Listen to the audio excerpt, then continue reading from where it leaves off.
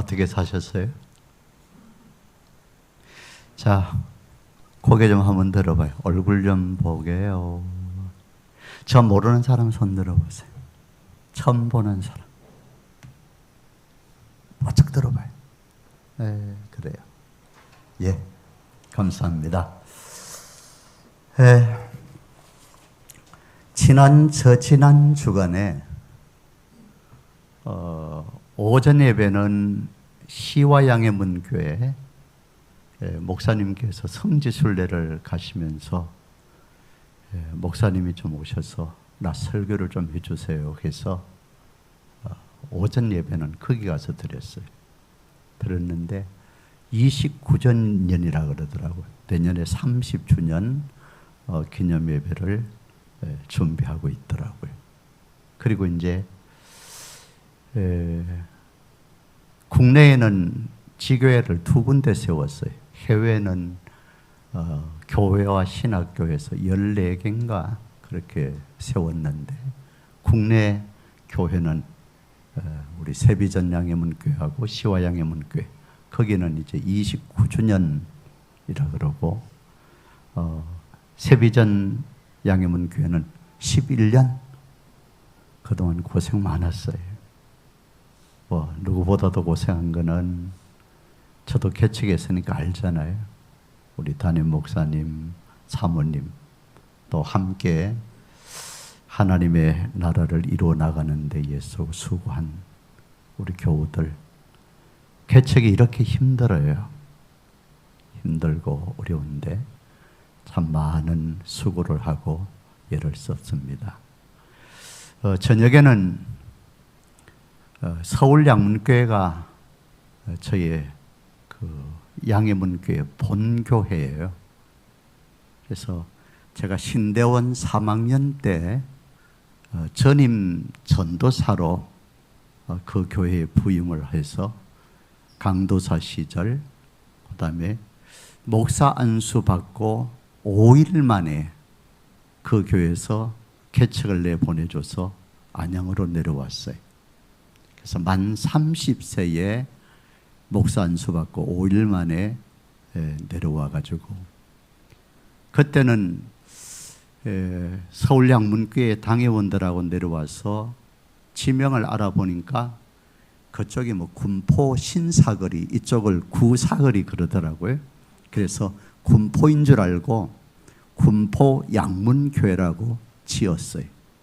근데 지나다 보니까 그게 군포가 아니야.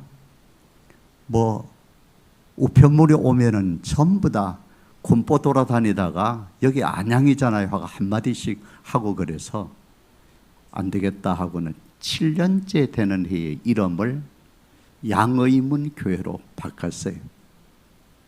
이름 괜찮죠? 더 성경적이에요. 나는 양의 문이라. 그래서 군포 양문교회로 있다가 양의문교회로 옮겼어요. 그리고 난 다음에 41년 동안 목회를 하고 작년 10월 달에 이제 은퇴를 했어요. 그래서 본교회 40년 만에 처음으로 선교 대회를 한다고 목사님 부부들 좀 오십시오. 초청을 해서 가게 됐어요. 그 교회는 교회 비전이 교회 개척 100군데 한다. 이게 그들의 비전이었어요. 그래서 연세 많은 권사님들도 적금을 넣어가지고 그래가지고 적금을 타게 되어지면은 그것을 교회 가져와요. 저의 가정 이름으로 교회를 세워주세요. 그러면은 거기에다가 교회 재정을 더 보태가지고 교회를 쭉 개척을 해나갔는데 요번에 가서 보니까 100개는 못 채웠고 60개 교회가 되어졌어요. 국내 50개, 해외 10개. 근데 그 가운데 제가 3번째로 개척을 해서 나왔습니다.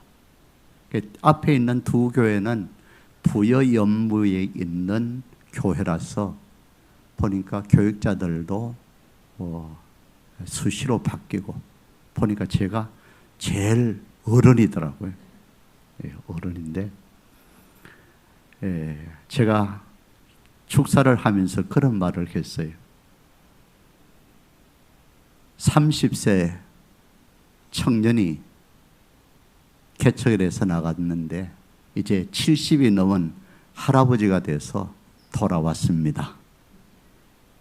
그렇게 이야기를 하니까 모두 다 참 세월이 빠르구나. 저희 사모하고 오면서 세비전 양해문교회 벌써 11년 됐대요 하고 서로 놀랐어요. 세월 굉장히 빠르죠. 그동안 참 애쓰고 수고 많았어요. 저는 이 버릇처럼 하는 이야기가 있어요. 목사라도 담임 목사 한번 해봐야 목회 맛이 어떤 것인지 알게 되고, 담임 목사라도 교회를 한번 개척해봐야지 교회 맛을 안다, 목회 맛을 안다. 교회를 개척했냐? 교회 건축을 한번 해봐야 목회 맛을 안다. 제 이야기에 성경에 있는 이야기 아니에요. 제 경험이 그래요. 건축을 하면 해요. 정말 건축하면서 힘들더라고요. 어떨 때는 하나님 앞에 자다가 벌떡벌떡 일어나가지고 와, 이거 어떻게 하지? 잘못하면은 교회가 공중분해될 것 같고, 교인들 가정기업 이름으로 대출을 받았던 것 그 해결하지 않으면 다 풍비박산될 것 같아. 이거 어떡하지? 그러면서 때로는 하나님, 이거 내 가정집 같으면 수십 번도 더 때려치워요. 근데 하나님 교회잖아요. 정말 건축 쉽지 않더라고요. 그래서 건축해봐야 맛을 안다. 그걸로 끝날 줄 알았는데 은퇴하고 이제 11개월째가 되는데 하나 더 붙었어. 그게 뭐냐 하면은 은퇴해봐야 목회가 어떤 것인지 진정한 맛을 안다. 목사님 모르죠? 예, 참 11년 길으면은 긴 시간인데 그동안 참 애쓰고 많은 수고를 했어요.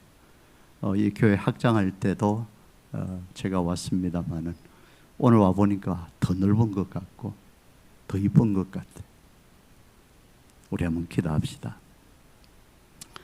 하나님 아버지, 주님의 귀하신 떡과 경륜 속에서 피 흘려 주의 몸된 교회인 세비전 양해문 교회를 이 지역에 세우시고 11년 성산 세월 속에 하나님의 역사를 이루어 올 수 있도록 여기까지 인도하여 주신 하나님 참으로 감사합니다. 하나님, 사랑하는 종의 눈물을 주께서 보셨고 하나님 앞에 결단하며 헌신하며 달려온 사모님과 목사님, 그리고 함께 일들을 위하여서 마음과 뜻을 합한 우리 사랑하는 모든 교우들, 이 시간 우리 하나님 하늘 문을 여시고 주의 위로와 평강을 덧입혀 주시옵기를 원합니다. 우리는 약하지만은 약한 자를 들어서 일하시고 역사하시는 하나님, 참으로 다음 세대가 선교지인 줄을 알고 이 비전을 가지고 달려가고 있습니다. 그 어려움 중에서도 해마다 실행하고 있는 청소년 수련 캠프 위에 우리 하나님 함께하여 주셨던 것 감사합니다.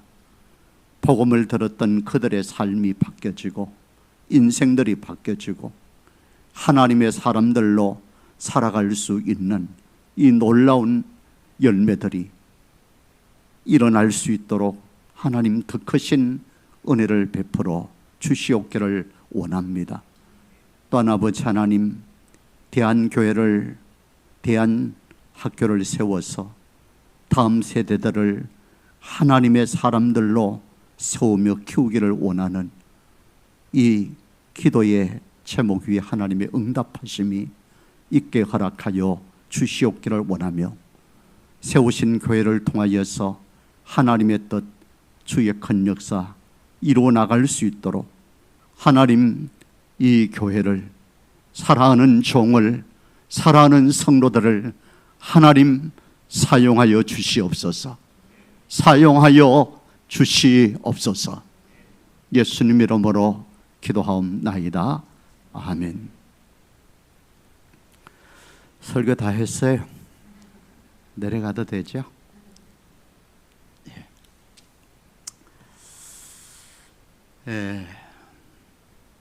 여러분들은 어떻게 이 부분에 대해서 생각하고 있을지 참 궁금해요. 뭐냐면은 어떤 인생이 가장 행복한 인생일까? 어떻게 사는 것이 가장 복된 인생으로 살아가는 걸까? 한번 생각해 보신 적이 있어요? 저는 얼마 안 살았기 때문에 맞을지는 모르지만 지금까지 살아왔던 삶을 돌아보면서 자신 있게 하고 싶은 말이 있다면 그것은 주의 손에 붙들림을 당하여서 주께 쓰임받고 주님 앞에 가는 인생보다 행복한 인생이 어디 있겠느냐.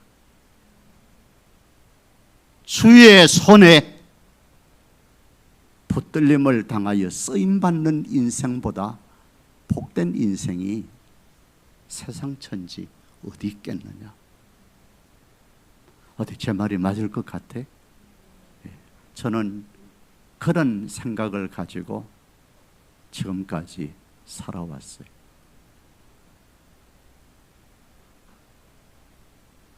(60년) 전의 이야기를 한번 해볼게요. 어떤 사람이 이야기를 하다 보면은 그 이야기 속에서 옛날에는 어떻고 또 나 때는 어떻고 그러면 이 사람은 어떤 사람이? 늙은 사람이, 꼰대, 늙은 사람.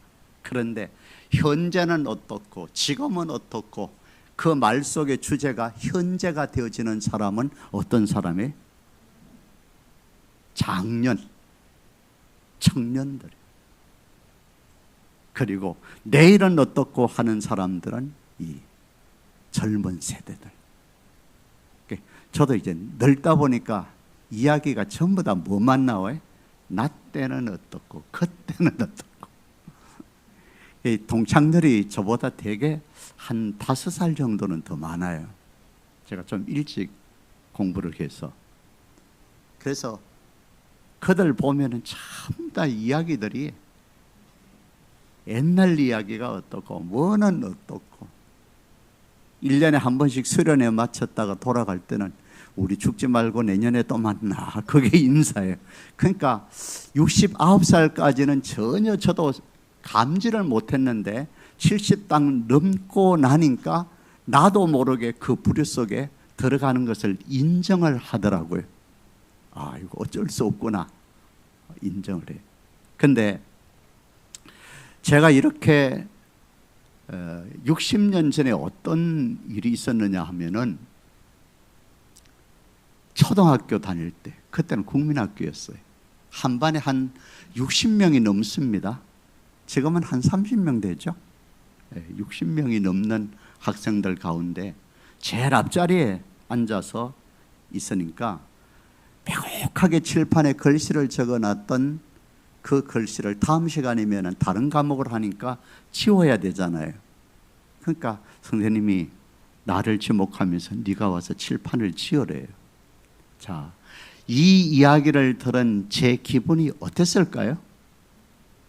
기분이 더러웠을까요? 이 많은 60명이 넘는 학생 가운데 왜 하필이면은 나냐? 재수없게 불평 불만 때문에 칠판을 지우러 나갔던 내 모습이 그런 모습이었을까요? 아니면은 쫓아나가서 지웠을까요? 어떻게 했어요? 어떻게 알아? 봤어요? 지웠어요. 어떻게 지웠을까요? 적당하게 처삼촌 벌초하듯이. 요즘 벌초하는 시기죠. 처삼촌이면 정말 멀어요. 대충 적당하게 그저 때우는 그런 식으로 했을까요? 깨끗하게 지웠을까요? 봤어요? 깨끗하게 지웠어요. 지우개 2개를 들고 선생님이 밖에 와서 털어 가져오래. 어떻게 털었을까요? 깨끗하게 털었어요.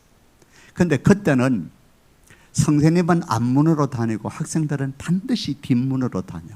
앞문으로 들어오면 그날은 매 맞는 날이에요. 근데 그날은 앞으로 들어왔을까요? 뒤로 들어왔을까요? 앞으로, 당당하게 앞으로. 그리고 얼마나 어깨를 펴고 의시됐는지 몰라요. 어떤 기분이었을까요? 그 많은 학생들 가운데 우리 선생님이 나에게 그 일을 맡겼다는 거예요. 그때의 그 기분, 업되어 있는 그 모습이 60년이 지난 지금도 잊을 수가 없어요. 아, 그때 기분 좋았던 것. 자, 물어볼게요. 선생님에게 쓰임을 받았던 것, 잠깐 동안 칠판을 지우고 털어오게 만든 그 잠깐 기간 동안에도 사용되어지고 쓰임받았던 때의 기분이 지금도 잊을 수가 없다면은 우리의 구주가 되시고 만주가 되시는 하나님의 손에 한 번밖에 없는 내 인생이 붙들림을 당하여서 사용되어진다면은 이거 보통 축복이 아니죠. 맞습니까? 왜 많은 사람들 속에서 나에게 그 일을 시켜? 나만 있나 집사가? 나만 이 고생을 해야 돼? 불평불만한 적은 없어요. 주께 쓰임을 받는 인생, 정말 복된 인생이에요. 하나님의 말씀인 성경을 보게 되어지면 어느 구석에 중요하지 않는 성경 구절이 있겠습니까? 다 중요하죠. 그러나 오늘 우리가 같이 본 이 본문은 저희의 목회 철학과 같았어요. 복역자 시절을 합하면 50년 가까이 교회를 섬겨오면서 힘들고 어려웠을 때 왜 없겠어요? 게으르고 나태할 때 왜 없었겠습니까? 그럴 때마다 이 말씀을 통하여서 다시 한번 나를 돌아보고 나를 추스리는 그런 말씀으로 삼았어요. 오늘 이 본문 말씀은 하나님의 사람이었던 바울 사도의 생사관이에요. 뭐라고요? 생사관. 바울로 하여금 바울 될 수 있게끔 만들었던 거예요. 정말 많은 하나님의 사람들이 있었고 지금도 있고 앞으로도 있을 것입니다마는 바울 사도만큼 신실한 하나님의 사람도 그리 흔치 않을 거예요. 저도 늘 이 바울 사도에 대한 흠모 때문에 영어 이름을 폴 용어로 지었어요. 바울 용. 제 이름 처음 들어보죠. 폴 용이에요. 바울 사도. 바울로 하여금 바울 될 수 있게끔 만들었다. 짧은 시간 동안에 제가 어떤 말씀을 드려야지 되겠습니까마는 우리 목사님 설교 잘 하시더라고요. 맨날 부흥회 하시는 것 같아요. 근데 제가 뭐 또 와가지고 부흥회를 해. 그냥 지나가는 사람 와서 잠깐 이야기한다 하고는 그렇게 들으세요. 자, 바울로 하여금 바울되게 만들었던 첫 번째 바울의 생사관이 뭐냐? 우리 한번 따라합시다. 부끄럽지 않는 삶. 부끄럽지 않는 삶. 바울 사도는 모든 일에, 오늘 20절 하반절에 보면은 부끄럽지 않는 삶을 살되 모든 삶 가운데 부끄럽지 않는 삶을 살려고 일평생 동안 애쓰고 노력했어요. 일평생 동안. 그는 하나님의 사람이기 때문에 먼저 우러러 하나님을 뵙기에 부끄럽지 않는 삶을 살려고 그렇게 애쓰고 그렇게 몸부림을 쳤던 거예요. 하나님 앞에 내가 가진 신앙 양심에 부끄럽지 않는 삶을 살려고 노력했고요. 하나님께서 나에게 맡겨주신 사명 앞에 부끄럽지 않는 삶을 살려고 무던히도 애쓰고 노력을 했어요. 언젠가 트리키아, 터키 성지순례를 갔었는데 그 일행 가운데 목사님 부부가 어떤 분이었느냐면 은퇴하고 은퇴 기념으로 왔어요. 옛날에는 교회가 어려우니까 사역기간 속에서 성지순례를 한 것이 아니고 은퇴 기념으로 오셨어요. 그래가지고는 지하 도시, 지하 그 신앙을 지키기 위해서 지하 속에 들어가서 정말 신앙생활을 했던 그 지역을 쭉 돌아보고 올라와가지고 전부 다 버스에 앉아 있는데 앞 의자를 주먹으로 때리면서 막 대성통곡을 하는 거예요. 대성통곡. 그러면서 뭐라고 말하는 거니? 하나님, 주님, 지금 와서 나를 어떻게 하란 말이에요? 어떻게 하란 말이에요? 은퇴했어요. 사역지에서 내려왔어요. 그런데 이 핍박과 환난이 있는 그 속에서 신앙을 지키기 위해서 무덤 속으로 파고 들어가고 지하 무덤 속에서 신앙을 지켰던 그들의 모습을, 현장을 보고는 나는 뭐였는 거죠? 살아온 자기의 삶의 부끄러움 때문에 몸부림을 치는 모습을 보면서 제가 그런 결단을 했어요. 내가 은퇴할 때는 저렇게 하지 말아야지. 내가 은퇴할 때는 저렇게 후회하지 말아야지. 여러분, 하나님의 사람이기 때문에 하나님 앞에서 부끄러움이 없는 삶을 살려고 발버둥을 쳤고요.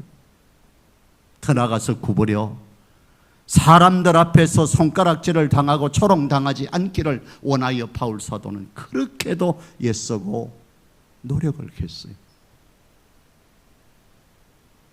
그는 일평생 동안 복음을 전하는 일들을 위하여서 결혼을 하지 않고 독신으로 살아왔어요. 그러면서도 이성 문제에 잡음이 없었어요. 더 나가서 물질 문제 앞에서 다른 사람들의 것을 불의하게 취한 적이 없었어요. 자기 스스로 천막을 깁는 기술을 사용해서 모든 사람들의 후원을 받고 얼마든지 선교할 수 있는 위치에 있었던 사람이지만은 천막을 깁는 기술을 가지고 작업 전도를 하는 일들을 하면서 재정 문제, 돈 문제에 부끄러움이 없었어요. 그는 가마니엘 학문의 훌륭한 학벌을 가지고 있었던 사람이에요. 나는 이런 학벌을 가지고 있다고 하는 사실 때문에 고개를 쳐들고 교만을 부리지를 아니했어요. 그런가 하면은 전해오는 이야기를 들어보면은 바울 사도가 외모가 굉장히 초라하다 그러잖아요.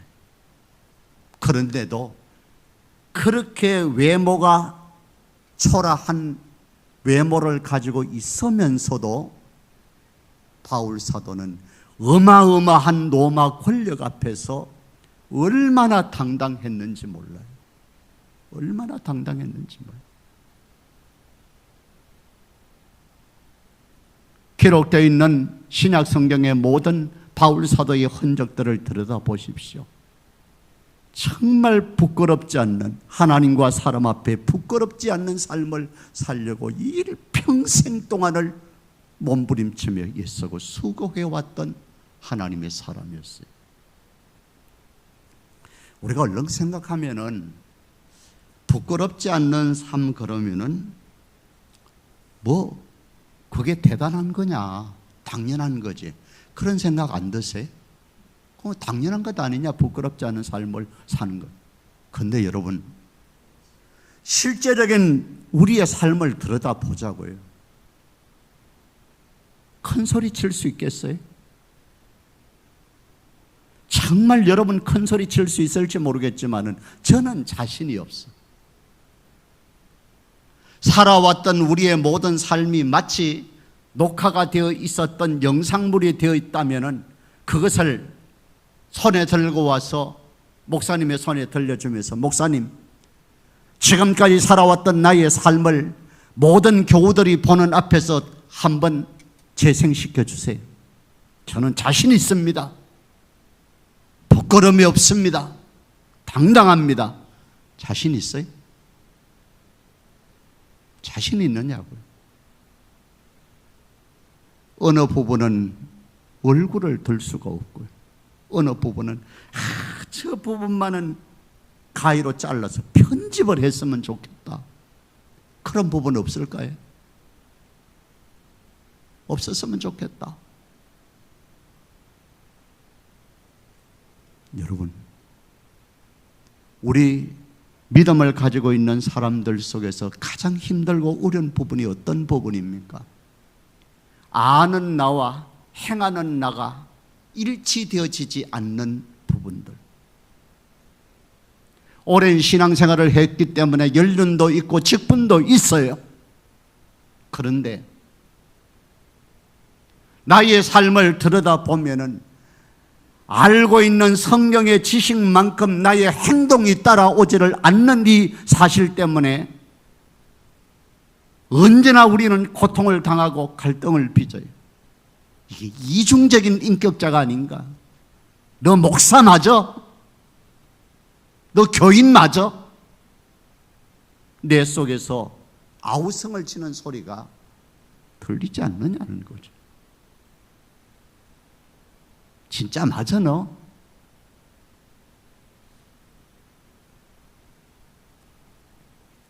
사랑하는 성도 여러분, 처음 교회에 새 신자가 오늘도 두 분 오셨대요, 그죠? 네. 오늘 오셨어요 지금? 네. 새 신자가 오면은 모르잖아요. 어떻게 신앙생활을 해야 될지. 저도 이제 그 수원대학교 옆으로 이사를 가가지고 거기서 지금 이제 살고 있는데, 저 지난 주간인가 가족이, 저희 딸들이 있는 옆으로 이사를 갔어요. 근데 이제 가족들이 한 6명이 들어가다 보니까 등록하라고 계속 가지고 찾아와요. 오는데 교인들이 이렇게 많은데 몇천 명이 되거든요. 어떻게 새 신자를 알아보나, 내가 목사 냄새가 나나 속으로 이제 그랬거든요. 근데 보니까 그 주보를 어디다 꽂는 하니 그 개인 주보함에다가 다 꽂아요. 꽂아놓고 우리는 들어가면서 주보 달라 그러니까 이건 뭐예요? 아직 새신자에 등록 안 한 사람. 그래서 알더라고요. 그래서 자기들도 안산에 있는 동산교회에서 그것을 배운 거라고 그렇게 하더라고요. 자, 그래서 한 2주간 전부터 이제 목사님 앞에 가가지고 신분을 밝히고 그다음에 새신자 공부하겠다고 약속도 하고, 그래서 지금 새신자 교육 받아야 됩니다. 자, 이렇게 참 교회에 나오시는 분들이 어떻게 신앙생활을 할지 몰라서 갈등을 빚을 때 먼저 예수를 믿던 권사인 내가, 집사인 내가, 아무개 성도님, 신앙생활을 어떻게 하는지 몰라서 힘들어하거나 갈등하지 마세요. 저를 보세요. 저처럼 신앙생활하면 되는 거예요. 저처럼 예배 생활하면 되시고요. 저처럼 기도 생활하면 되시고요. 저처럼 교회를 섬기면 되는 거예요. 저를 보세요. 바울 사도가 그렇게 했거든요. 나를 본받으라고. 교만해서 그렇습니까? 아니에요. 부끄러움이 없는 삶을 살기 때문에 그러니까. 만일 그런 교인이 있다면 이 교인은 부끄럽지 않는 삶을 사는 교인 아닐까요? 주일학교 교사 여러분들, 선생님이 학생들을 향하여서 얘들아, 이 선생님처럼 예수 믿으면 돼. 당당하게 부끄러움이 없이 그 말을 할 수 있다면 그 선생님 훌륭한 선생님 아니에요? 가장 비참한 모습이 어떤 모습인 줄 아세요? 머리 큰 자식을 무릎 앞에 앉혀놓고 아버지가, 어머니가 이놈아, 인생을 그렇게 살아서는 안 돼. 이 아버지처럼 인생을 살지 말고 이 엄마처럼 인생을 살지 말고 너는 좀 잘 살아. 이 부모는 정말 불행한 부모 아닙니까? 여러분들은 어떠세요? 사역을 다 맞춰놓고 살아왔던 삶을 돌아볼 때에 정말 바울 사도가 가졌던 부끄러움이 없는 삶을 살려고 일평생 동안 몸부림을 쳤던 바울 사도의 그 모습을 다시 새기면서 우리 모두 다가 이런 삶을 살아야 되지 않겠느냐. 모든 일에 부끄러움이 없는 삶을 살기를 원하는 이것이 저와 여러분들의 생사관이 되어지기를 주님의 이름으로 축복합니다. 자, 두 번째입니다. 그 다음 말씀을 보게 되어지면은 20절 아래의 부분입니까?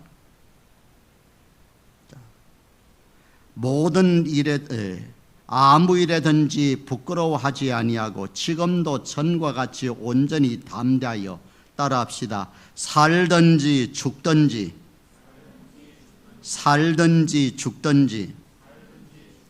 내 몸에서 그리스도가 종기 되게 하려 하나니. 이게 바울 사도의 두 번째 생사관이에요. 살든지 죽든지 누구를 존귀케 만들기를 원하는 삶이라고요? 주님을 존귀케 드리는 삶. 여러분, 살든지 하는 부분에 대해서는 거부해야 될 이유도 없고 거부할 사람도 없어요.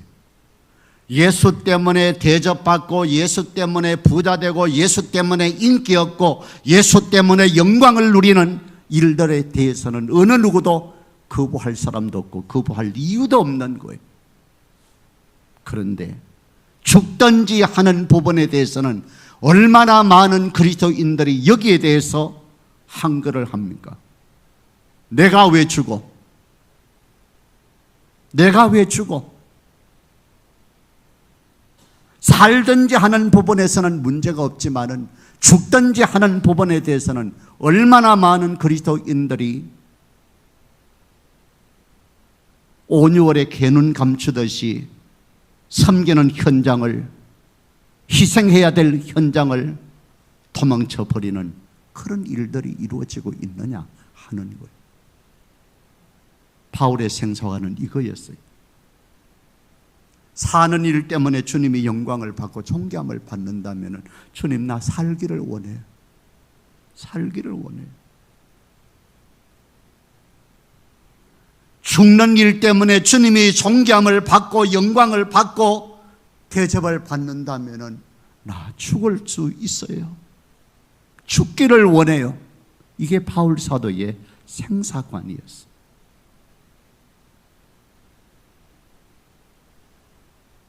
오늘 우리 많은 그리스도인들이 가지고 있는 삶들 속에서는 영광과 대접받는 일들 앞에서는 얼마나 큰 소리를 치는지 몰라요. 나라고, 내가 여기 있다고, 내가 교회 직분, 어떤 직분을 맡은 사람이라고 큰 소리를 치다가 희생해야 되고 헌신해야 되고 십자가를 져야 될 일들 앞에서는 온율에 개눈 감추듯이 사라지는. 저 건축해 봤잖아요. 저 사람은 가지고 있는 신앙이나 직분이나 여러 가지 모든 형편을 봐서 헌신할 것 같은데 그런 사람은 안 해요. 그런데 하나님 앞에 건축헌금 드립니다 하고 갖고 오는 성도의 모습 속에서 정말 저분 거는 안 받았으면 좋겠어. 왜? 그 형편이 너무너무 어렵기 때문에. 그런 사람이 하나님 앞에 헌금을 하더라고요. 한 번은 교회 앞에 주공 아파트 있잖아요. 젊은 그 여집사님이 제 방에 찾아왔어요. 그러면서 지갑을 이렇게 넣더만 뭘 하나 꺼내요. 그럼 내 앞에 갖다 놔. 집사님 이게 뭐예요? 그랬더니만은 복권이에요. 복권이에요. 그러면서 정말 하나님 앞에 기도하는데 우리 양해문교회 건축하는 것 어려운 것 하나님이 아시잖아요. 이거 당첨돼 가지고 꼭 하나님 앞에 건축헌금 되게끔 해주세요. 기도하고 가져왔대. 근데 그거 받아들고 제가 야단쳤을까요? 안 쳤을까요? 같이 울었어요. 고맙다. 참 고맙다. 얼마나 손에 든 것이었고 안타까우면은 복권까지 사들고 찾아와서 이렇게 하냐. 그러면서 그랬어요. 집사님 마음만 받을게요. 너무너무 고마워요. 하지만은 하나님께서 일하실 때에 이런 방법은 아닐 것 같아. 그러니까 다음에는 복권 사지 마라. 기도해줘도 돼요. 기도만 해도 돼. 여러분, 살든지 죽든지 이거 쉬운 문제 아니에요. 남을 죽여서라도 나 살자고 하는 것이 오늘 이 시대의 시대적인 조류 안에 아니 그 정도도 괜찮아. 그저 진리기고 그 위에 올라서야만 되어져.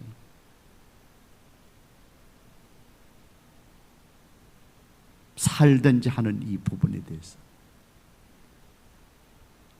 오늘 바울 사도처럼 저와 여러분들의 모든 삶의 생사관이 주님이 존귀케 하는 일이라면 저 그 일을 하고 싶어요. 주님이 영광을 받는 일이라면 나 죽는 일도 마다하고 싶어요. 이런 아름다운 결단이 이루어지는 여러분들의 생사관이 있기를 주 이름으로 축원합니다. 한 가지만 더 할까요? 22절에서 24절까지 내용을 보게 되어지면은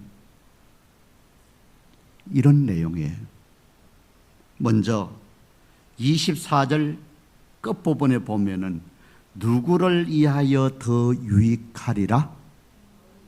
누구를 위하여? 누구를 위하여? 나를 위하여가 아니에요. 너희를 위하여서 더 유익하리라. 너희를. 이게 뭐예요? 나를 위하여서 살아가는 삶이 아니고 나의 희생과 헌신을 통하여 다른 사람들의 유익을 추구하는 이타주의의 삶을 말하는 거예요.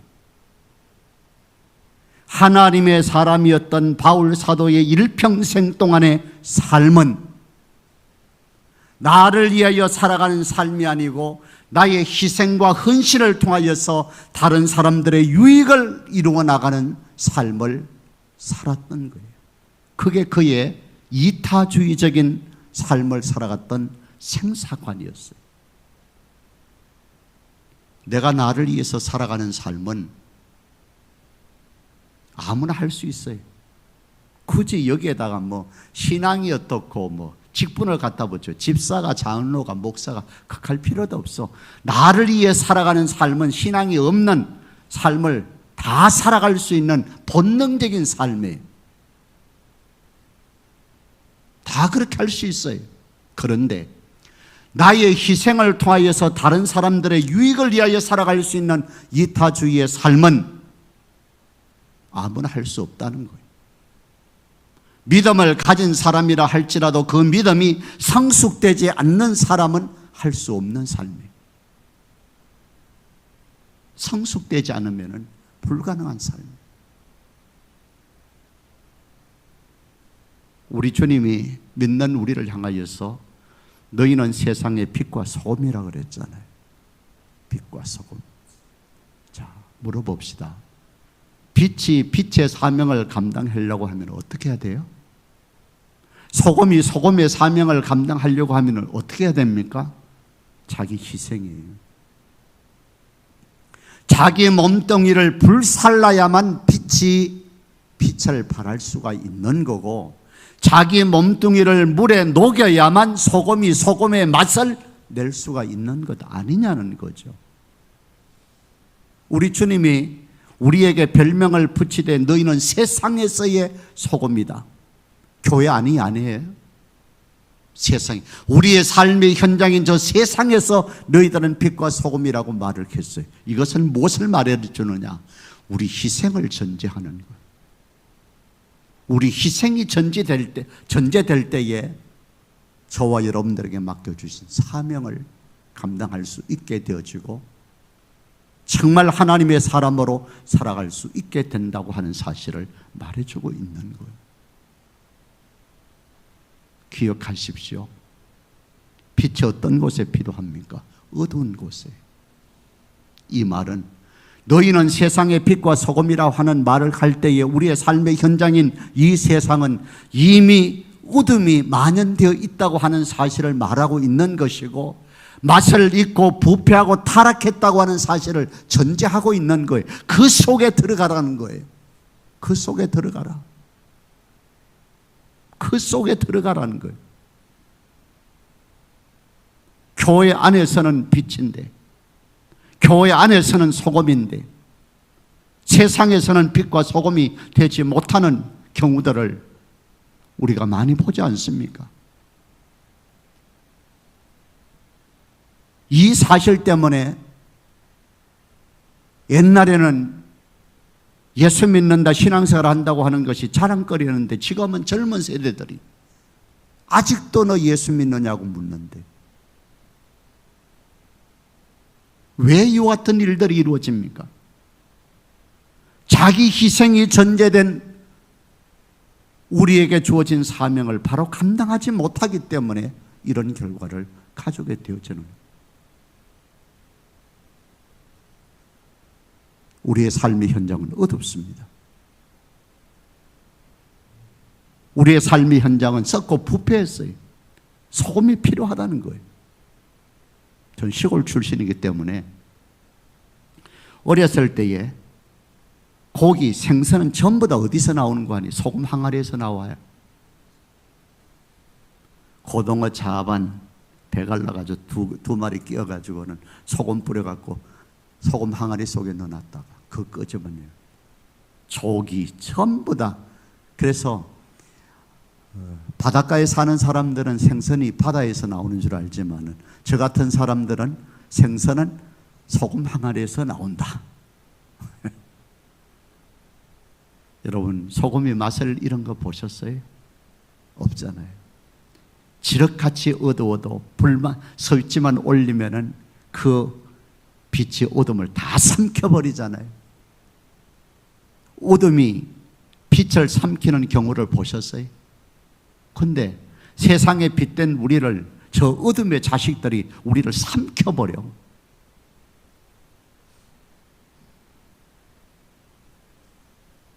바울 사도의 삶을 돌아보십시오. 정말 그가 자기 신앙 지키기 위해서 얼마나 많은 어려움 속에 있었어요. 옥에 갇힘을 당하고 매맞음을 당하고 강의 위험, 바다의 위험, 강도의 위험, 동족의 위험, 이방인들의 위험, 배가 파손돼서 위기를 당하게 되어지고 그 많은 어려움 속에서 바울이 바울 될 수 있었던 이 사실은 그가 가지고 있었던 이 생사관이었어요. 생사관. 나 부끄럽지 않는 삶 살 거야. 하나님과 사람 앞에 부끄럽지 않는 삶. 주님을 존귀케 하는 일이라면은 살든지 죽든지 그것이 나에게는 문제가 되지 않는다는 거예요.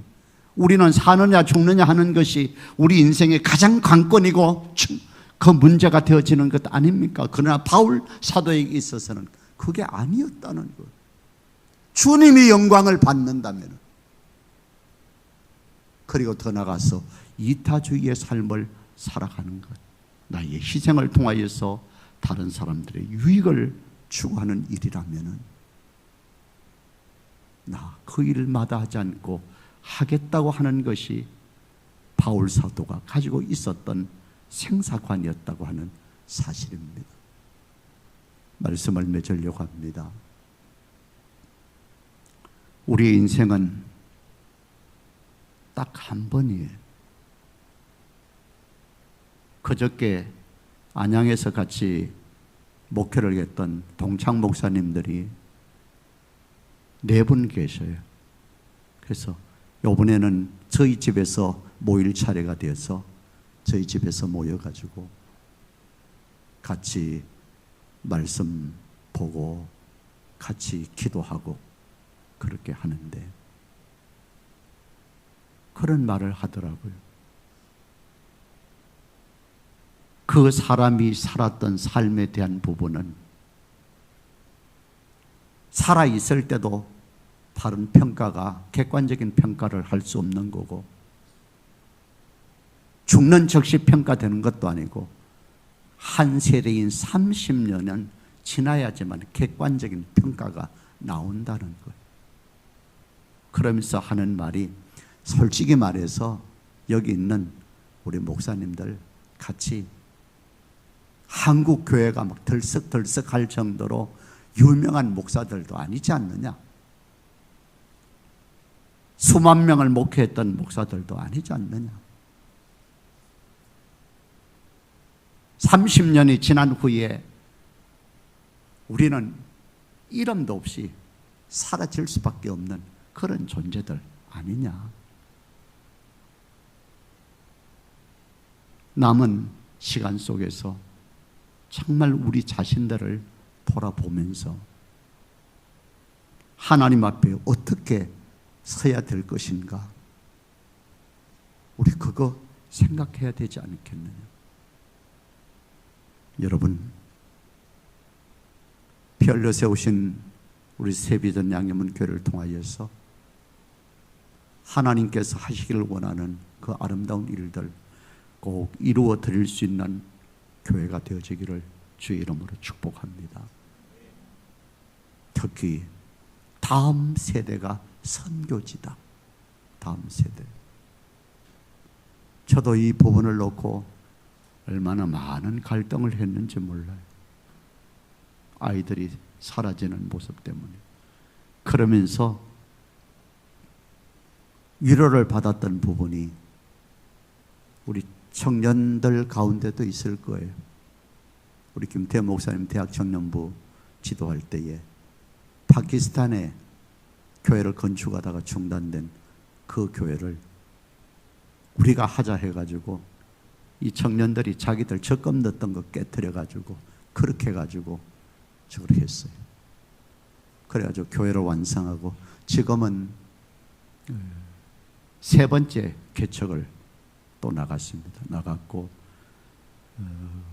건물 교사 학교 건물을 지었는데 룸이 27개 되게끔 그렇게 했고 그래서 계속해서 그 데이빗 목사님하고 연결을 해서 선교를 지금까지 쭉 해왔어요. 그 목사님이 그 문자 온 내용 속에 어떤 내용이 들어있느냐 하면은 이 학교를 통해서 1900명이 신앙훈련을 받고 사회에 진출을 했대. 몇 명이요? 1900명. 놀라지도 않아. 보통 그 학생들 1년의 숫자를 보면 한 600명 정도.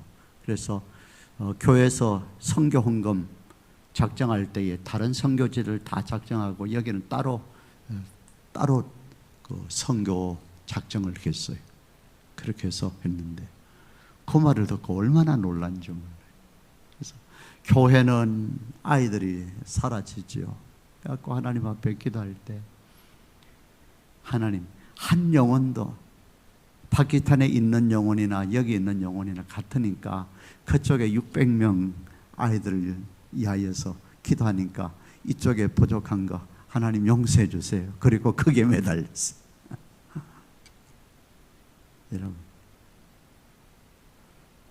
이 교회 주신 그 비전 하나님께서는 종들을 통하여서 계시록에 보면은 오른손에 7별을 잡고 촛대 사이를 운행하시는 주님이잖아요. 주위의 종들을 붙들고 하나님께서 하나님의 일들을 해나가시는 거예요. 저 목사님 마음속에 다음 세대에 대한 열정을 지금 불어넣는 본인이 어떻게 할 수도 없는 거예요. 저거는 하나님이 가지고 있는 기대예요. 대한교회, 대한학교 꼭 아름답게 기도 응답 받으시길 바랍니다.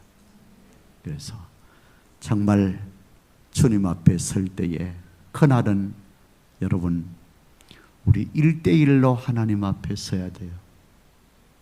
부부간에 같이 가는 거 아니에요? 1대1로 교육 같은 교우들끼리 같이 가는 것도 아니에요. 1대1로 하나님 앞에 서게 될 때에 내 손에 무엇이 들려지느냐? 일평생 동안 살아왔던 인생의 결산서를 들고 하나님 앞에 설 날이 오게 될 거예요. 보자. 한 번밖에 없는 나그네의 인생의 삶을 사는 그 땅에서의 삶을 네가 어떻게 살았는지 한번 나에게 말해봐라. 그때 먹고 입고 자식 키우고 하는 건 그거는 기본적인 일이고 그건 다 해야 될 일이고 그거 말고 나를 위해서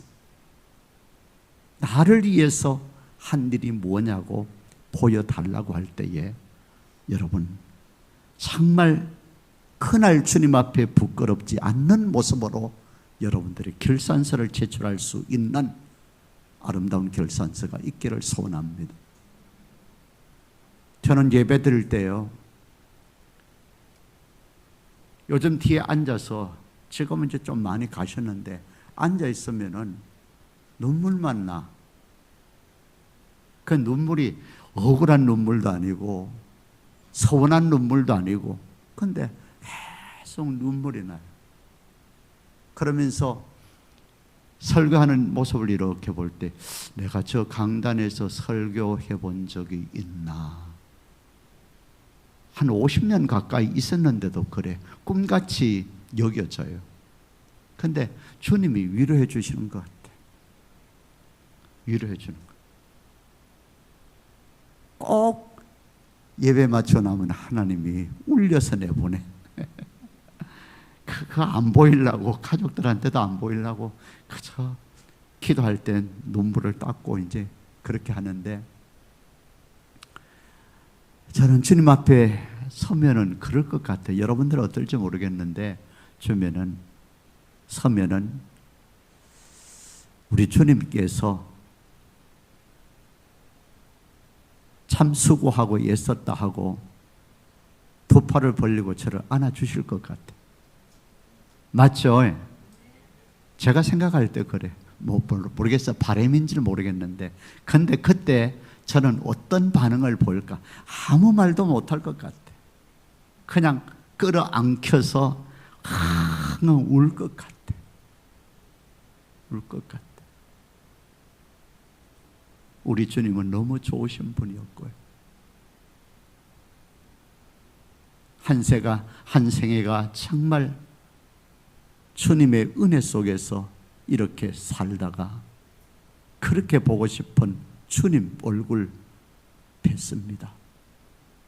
그 옆에 보니까 보고 싶었던 바울도 있고요, 모세도 있고 다윗도 있고, 앞서 믿음 생활을 했던 우리의 교우들도 거기 있고. 저는 장례를 많이 치러봤잖아요. 장례 치를 때마다 농담으로 그래. 나 죽었을 때 내 손에 장례 치렀던 사람들은 마중 안 나오면 돼. 그냥 두나봐라. 요단강에 전부 다 마중 다 나와야 된다. 여러분, 우리의 시간, 정말 남은 시간이 소중합니다. 같이 기도하고, 왜? 우리의 약함 때문에 기도하면서 이 교회를 통해서 이루기를 원하시는 주님의 뜻 마음껏 이루어 드릴 수 있는 그런 복된 교회, 정말 새로운 비전을 이루어 나갈 수 있는 새비전 양해문 교회가 되어지기를 주님의 이름으로 축원합니다.